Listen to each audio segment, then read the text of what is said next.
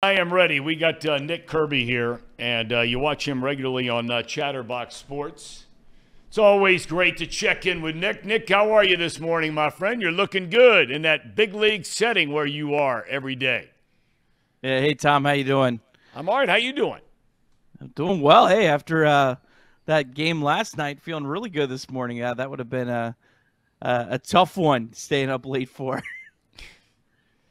You know, it's tough to stay up, man. I mean, I don't know how early you got to get up, but those West Coast games, whether they be baseball, basketball, whatever, those are late nights. It does help with this pitch clock, though, immensely. And the extra inning rule, too. You don't have a lot of games going 12, 13, 14 innings, so I know a lot of people don't like it, but for people who do post-game shows, it sure comes in handy. You know, it was interesting. I was reading yesterday, I think it was somewhere, it might have been on ESPN.com. I don't know if you saw it or not. But they randomly chose 4 or 5 players, 2 pitchers, a couple of hitters, and then they asked, I think, 3 different managers. I think Marmol from St. Louis. There were a couple of others in there. Kevin Cash from Tampa Bay. I don't know if you saw the article. But they asked them a month into the season their opinions on the rule changes. And I found it very interesting how some guys thought, you know, it was going to be one way and there would be a lot of clock violations and all this kind of thing. Other guys chiming in about stolen bases. It's much easier to do. Pitchers seem to be the only ones of the group collectively that were not happy about a lot of the rule changes. What are your thoughts a month in about all these rule changes? I think it's been fantastic. I just think it's a much cleaner product. I think the games are crisp. The game, I don't feel cheated from any of these games. I don't feel like, oh man, that game was so short. You're just cutting out a lot of the dead time. There's a lot more action. I don't think the stolen bases have been up maybe as much as I thought they would be. You know, like we saw the Reds in spring training just running rampant. And they've definitely had an uptick in stolen bases, but it hasn't been like this big dramatic change in the game, but by any means. But yeah, I think the pitch clock it seems like the players have adjusted well to it. Hasn't been a whole lot of violations lately. Oh, okay. I thought we had lost you there for a second. You know, I would at least make the argument, Nick. I think the reason we haven't seen a lot of stolen bases is because of the effect of analytics on baseball for a long time and the last number of years, because of the type of players they've been drafting. You know, stolen bases and speed and those kinds of things have been de-emphasized as opposed to, hitting home runs.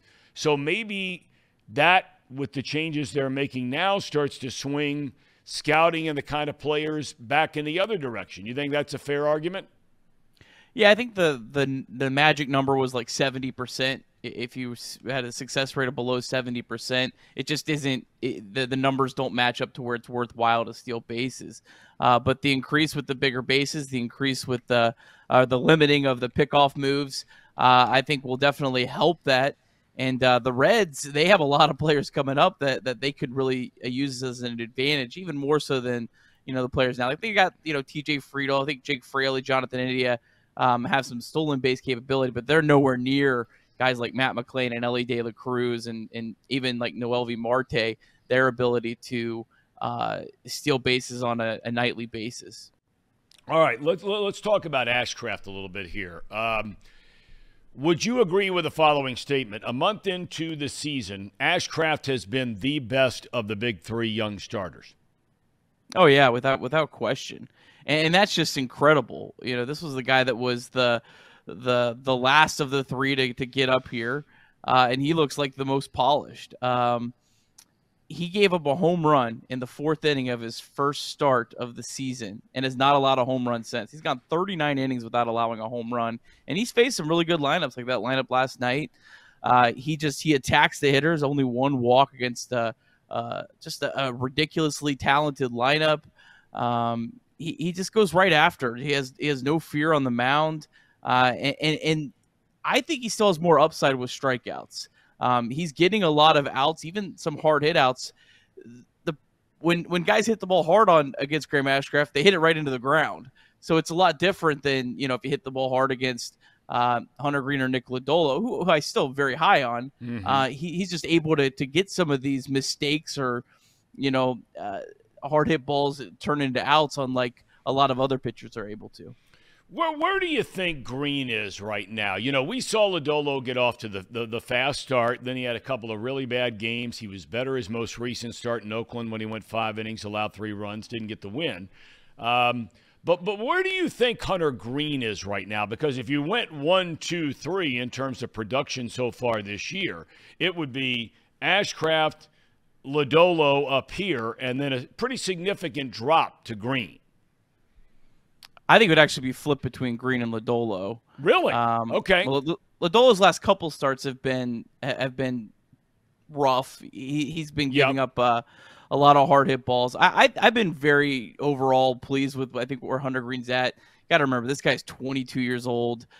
Most pitchers that are 22 years old aren't in their second season in the big leagues. He's still got a lot of upside. I think you're going to have some starts with Hunter Green where you're going to kind of shake your head and be like, how is he not pitching better than this? And then you're going to have some other starts where he just completely blows the other team away. That's just kind of, I think, the nature of where he's at. But I think his last start, he really had a better pitch mix where he wasn't just relying on the fastball. There was a good mix between his slider and changeup as well. And he's just kind of working through some of these things, figuring out what works. And I think overall, I've been very impressed with Green. I'm not really worried about Lodolo. I think it's just been a couple bad starts, but he's got to find a way to locate his pitches a little bit better. He's just been leaving a lot of pitches right over the middle of the plate. Okay, let's look ahead to today. You know, Weaver filled in for Overton in that number 4 spot.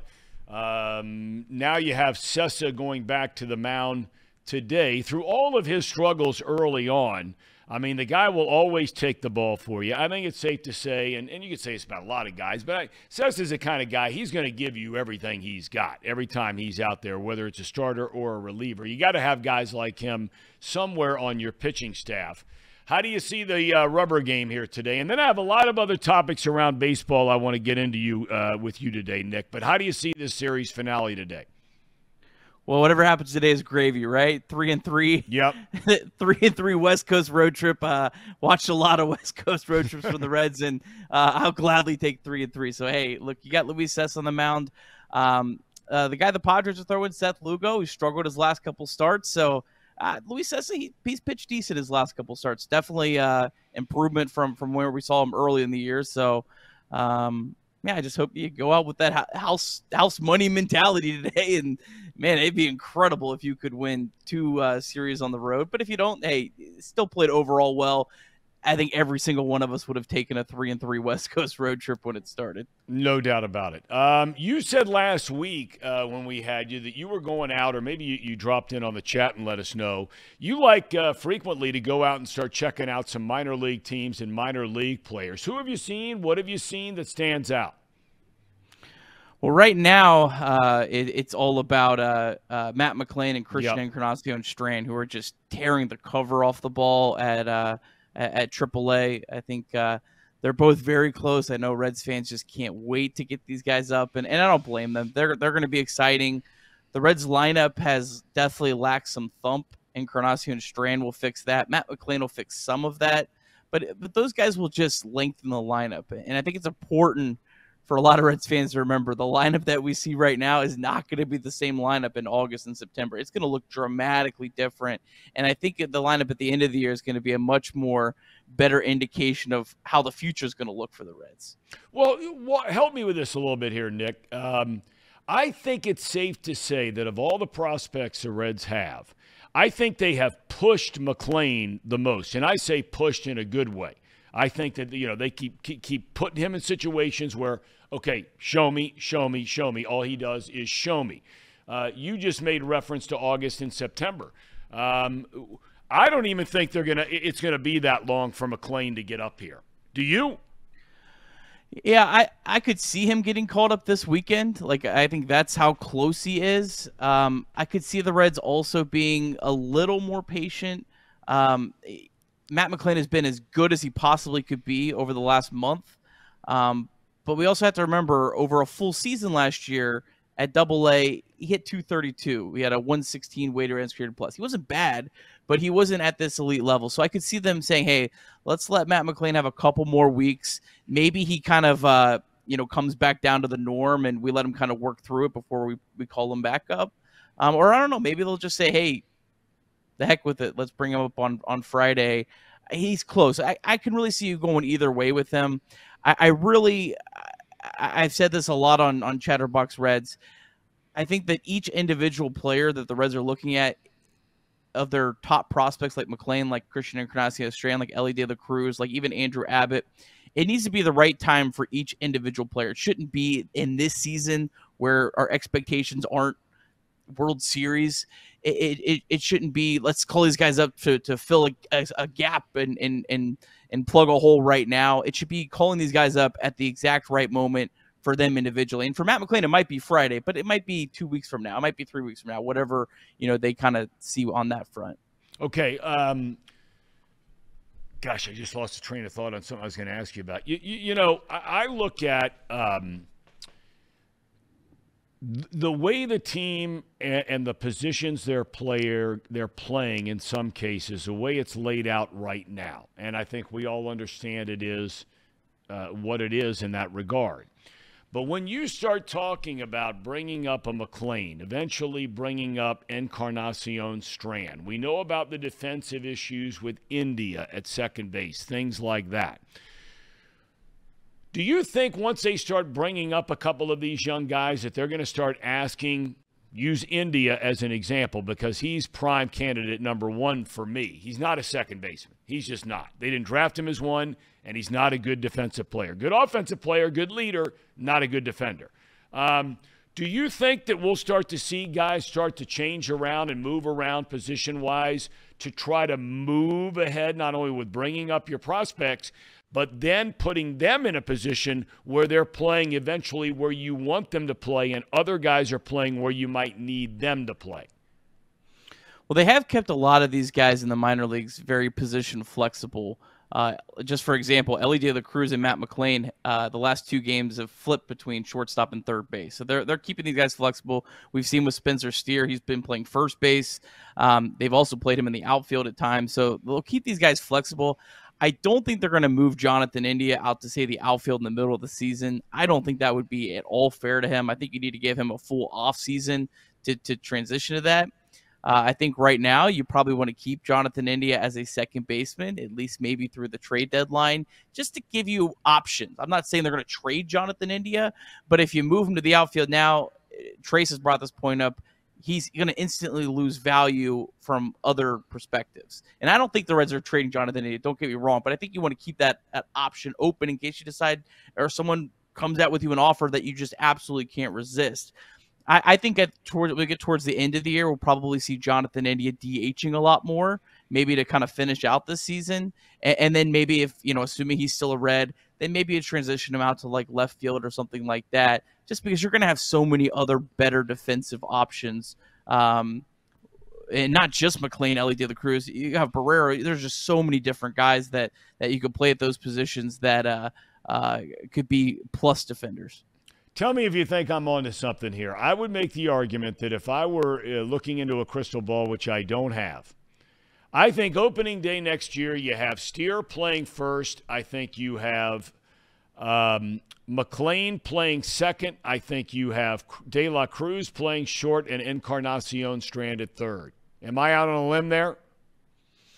I would switch Encarnacion Strand and Steer. I think that Encarnacion Strand is not an above-average defensive player. No, definitely not. Definitely not. So I think he'd be better served as your first base / DH.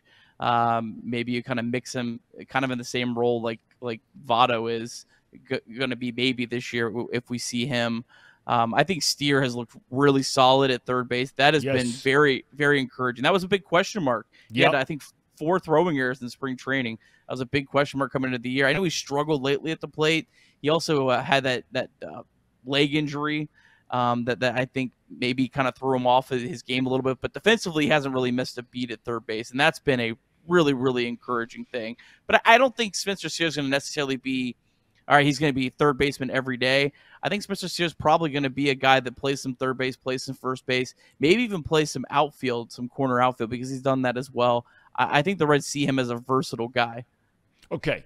I want to get into, well, no, since you touched on the name Joey Votto, and we brought this up on the program here yesterday. You know, look, there is no doubt this guy had 2 very significant surgeries. He did everything he could in typical Joey Votto fashion. I mean, I've never seen a harder working guy in my life, all the years I've been around, in any walk of life than Votto is. Ultimate grinder. No question about it. He tries to come back for opening day. Doesn't happen. We know that story. He goes down to Louisville, really struggles, which I don't think is a huge surprise. But now, I've heard kind of conflicting reports on what it is exactly that he's doing right now. There are times I've heard he's in Cincinnati. Then there are times I heard he can't go face, pitching of some kind. Fill us in on what you're hearing, exactly what Votto is doing right now, leading up to what eventually will be another stint in the minor leagues on rehab. I'll be honest, Tom, I haven't heard a whole lot. It's been pretty hush-hush from at least what I've been reading and following as I, try my best to follow this team every day. I just heard that he's working out, trying to get back on another rehab assignment in the near future. That term near future, it sounds like it's pretty loose at this point. So I just think at this point, there's no reason to rush Joey Votto, right? Let him, whenever he's ready, let him go on a rehab assignment. Hopefully he can have some success. It would be great to have Votto at least have, I don't know, maybe even a month or 2 months where he's able to get the final curtain call that he deserves in Cincinnati. Yeah. And the fans can come out and see him. I think that's maybe my biggest hope. Is I'm not really worried about his production this year at all, because I'm really more focused on the other guys and their future ability to help this team. I'd just like to see Joey Votto come back and be able to get that last few curtain calls, and the fans to be able to see Joey Votto in his last year in a Reds uniform and give him the send-off that he deserves. For sure. I think we're all universally in agreement with that. We were talking about the St. Louis Cardinals this morning, off the air. I went back and was reading a lot, the sad passing of Mike Shannon, their longtime broadcaster, guy who born and raised in St. Louis, great athlete, Cardinal player, World Series champ, forever broadcaster.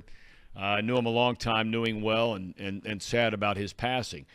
While I was digging around in the St. Louis papers, there is severe panic going on in St. Louis. And for a lot of Reds fans, they love that. It's a worst start since the early 70s, over 50 years. They're 10-20. They've lost 4 in a row.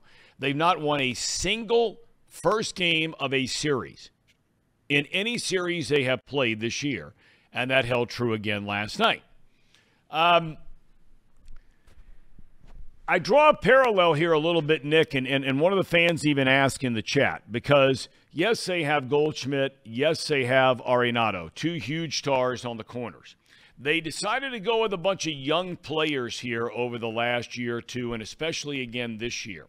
By and large, all of them have been a disaster in the field, on the mound, at the plate, on any given day. And one of the people in the chat, Brian, asked a question, what if all these guys in the Reds minor league system turn out to be a flop too? I'm not suggesting that's going to happen. We don't know what's going to happen. Nobody knows what's going to happen. But do we get bogged down too much in what a guy is going to be and what they are at the minor leagues, rather than just saying, okay, well, we'll see what happens when they get up here? I think we should always be cautious with prospects.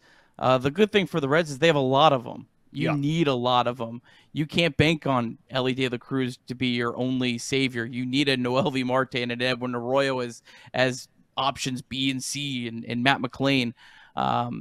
These guys aren't all going to pan out.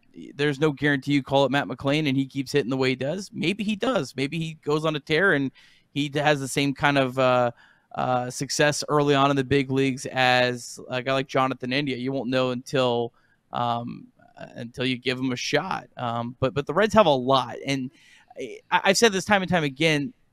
For me, the biggest difference with where the Reds are right now versus maybe other points of like the rebuild, things like that, is the farm system has more depth than it's had since I think Joey Votto and Jay Bruce were prospects. It's not just the Reds have had some good prospects that have come up. Billy Hamilton was one of the best prospects in baseball. Todd Frazier. Yeah, but there wasn't this like guy after guy after guy. Like the Reds right now, they have all these really good prospects that are at AAA.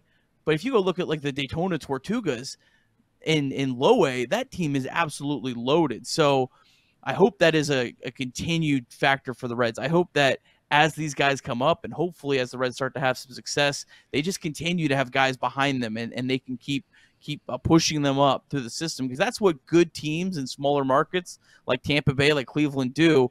That when they're winning, they're still developing and they're still having prospects coming up through the system. And that's the only way that the Reds will have any sustained success and be anything more than, nice 1, 2, 3 year runs. All right, last thing I want to ask you about is Tyler Stevenson.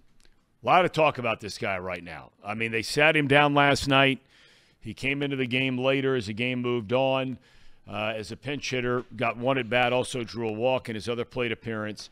But he looks completely lost. How concerned should Reds fans be about Stevenson? I wouldn't be too concerned. He did have a really nice plate appearance last night. Drew a walk that brought Jake Fraley to the plate with 2 outs, and he ended up tying the game with a hit. Really nice plate appearance where he laid off some tough pitches, which has kind of been, he's kind of swung at some pitches that he normally doesn't. Stevenson's hitting the ball pretty hard, so that's an encouraging. His exit velocity is up. He still just doesn't launch the ball really much, and I think maybe that's part of the struggles, is maybe he's trying to hit with a little more authority. I know a guy, Tom, you probably remember. You remember Ryan Hannigan? Of course, how very well. When he first came up, all he would do was slap the ball. But then kind of out of nowhere, he started hitting, they call it like hitting with authority. And he became a really, really good catcher.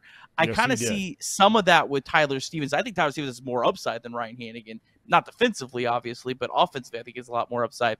And I think they're just trying right now to work with him to be more of a threat at the plate, other than a guy that's just going to, hit singles here and there. And hopefully what they do doesn't take away from his ability to also spray the ball over the field. Okay, I lied to you, because one other thing has kind of come up. And these are the things and the kind of decisions where if you're a general manager, I think they are the hardest decisions to have to make. I've always maintained all along, Nick, I don't know if you agree with me or disagree, I think the Reds did an incredible disservice to Nixon Zeal since the day they drafted him. They drafted him at one position. They move him to another, to another, to another. You mix in all the injuries. You mix in the change in his swing, all these kinds of things. I think everybody feels really good that this young man is playing so well right now. But he's never been a guy from a physical standpoint or a production standpoint that you can count on. Does he become a casualty? And this is a decision they're going to have to make sooner or later if he keeps playing well. Does he become a casualty to all of these young players they're going to bring up? Or do the Reds still look at him as still a young player, which he is, and decide that he can be part of this future?